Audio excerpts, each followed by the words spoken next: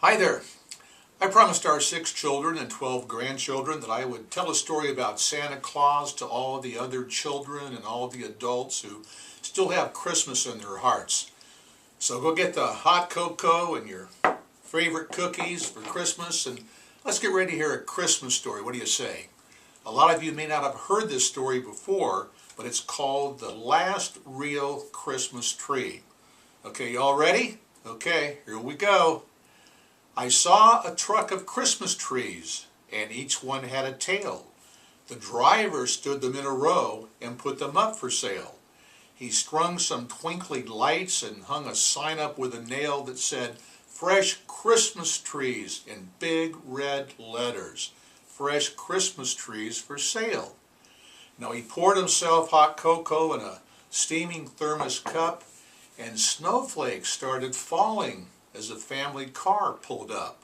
A mom, a dad, and one small boy who looked no more than 3 years old. They jumped out of the car and started searching for the perfect Christmas tree. Now the boy marched up and down the rows, his nose pointed high in the air. "It smells like Christmas, Mom. It smells like Christmas everywhere. Let's get the biggest tree that we can find, a tree that's 10 miles high, a tree to go right through the roof, a tree to touch the sky, a tree so big that Santa Claus is going to have to stop and stare and say, 'Now that's the finest Christmas tree that I've seen this Christmas day.'" It seemed that they looked at every tree at least, at least 1,000,000 times. Dad shook them, he pinched them, he turned them around to be able to find that perfect pine. "I found it, Mom, I found it. The Christmas tree I like the best of all. It's got a little bare spot, but we can turn that side to the wall. We can even put Grandma's angel on the very top of the tree. Oh, Mom, can we buy it? Can we buy it, please?" "Hello, folks. How would you like some nice hot cocoa?" asked the man who owned the lot. He twisted off the thermos top. "Now this will hit the spot." So he poured the steaming hot chocolate into 3 tiny little cups. And they all toasted, "Here's to Christmas," and they drank all the cocoa up. "Is this your choice?" the tree man asked. "This pine's the best one here." The boys seemed sad. "My daddy says the price is just too dear." "Then Merry Christmas," said the man, and wrapped the tree in twine. "It's yours for free, with just one promise, please, that you must keep at Christmas time. Now on Christmas Eve, when it's time for bed, as you fold your hands to pray, promise in your heart to keep the joy of Christmas Day. Now hurry home, the freezing wind is turning your cheeks pink, and ask your dad to trim that trunk and give that tree a drink." And so it went on all that cold and windy night as the tree man gave away tree upon tree to every last person who came to his lot and toasted with cocoa in small little cups, who promised the promise of joy in their hearts, and singing out Christmas carols drove off in the dark. And when it was over, one tree stood alone, but no one was left there to give it a home. So the tree man put on his red coat and his hood and dragged that last Christmas tree out into the woods.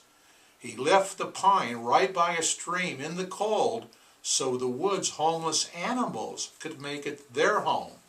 He smiled as he brushed off some of the snow from his beard when out of the thicket a reindeer appeared. Yeah, a reindeer. He scratched that huge reindeer on top of his head. Well, my friends, it looked like we've started up Christmas again. There are many more miles to travel and much more to do. Let's get going, my friend, and let's get started anew. He looked to the sky and heard his jingle bells sound, and then in a twinkling the tree man was skybound to deliver toys to all the boys and girls in the world. And as he flew out of sight, he said one more time, "Merry Christmas to all, and to all a good night." Well, boys and girls, I sure hope you enjoyed that story about Santa. You know, Christmas really is a time of magic and wonder, and we hope that we've brought you just a little bit of joy and cheer for this terrific Christmas season.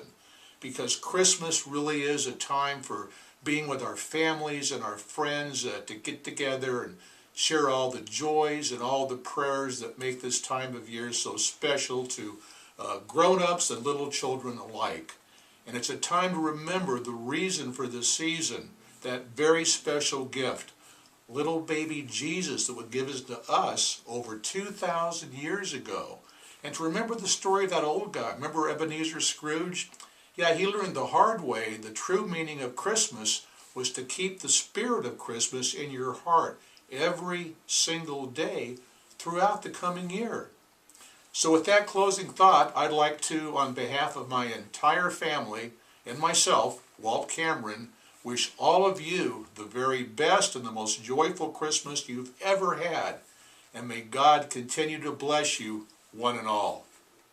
Merry Christmas!